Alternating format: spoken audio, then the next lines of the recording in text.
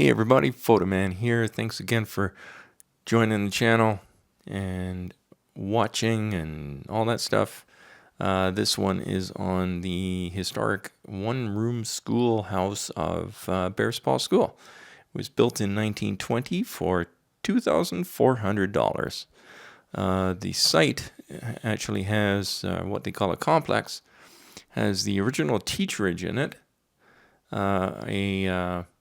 a replica of the livery stables, and of course the original school. They are planning on building replicas of the outhouses that the school originally had as well. But it's a short walk around the school. It's got a lot of informative information boards there.